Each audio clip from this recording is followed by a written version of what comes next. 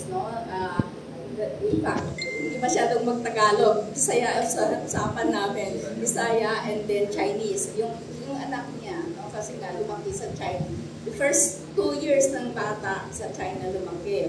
Pero siyempre, inuwi niya bilang Pilipina.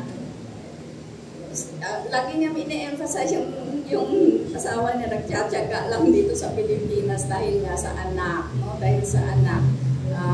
Gusto talaga niya na kumare dito. Kaya, yun, hindi, yung asawa niya, yung unang pag-uusap nila, very confident asawa niya, walang problema to, makakawala agad ako. Kampante din siya, hindi mo na siya lumipad kasi parang inisip niya, wala naman yan, parang never in her imagination did she think na napaka-serious pala ng final. Not even the victim, yung etong suspect na hindi niya akalain na napaka-serious pala ng isinampang kaso sa kanya. No? Kaya nga, ngayon, pang 10th day na niya, and we hope with the help of Attorney Topacio, ma-release man lang, makita yung 2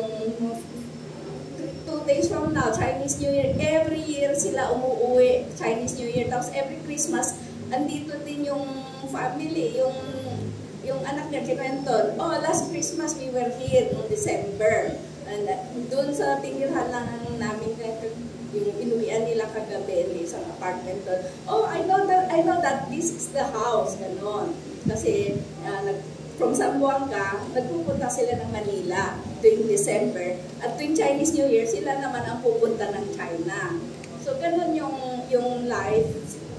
Parang life ng OFW nga sinasabi ko sa inyo kung paano naaawa tayo sa mga kababayan natin abroad. Ganon din sana ang isipin natin sa mga OCW na wala naman silang kinalaman dito sa mga gusot na nangyayari.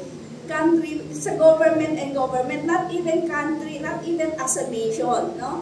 Pabayaan na natin government natin, ito government, mag-usap sila, but people to people, we maintain our good relations.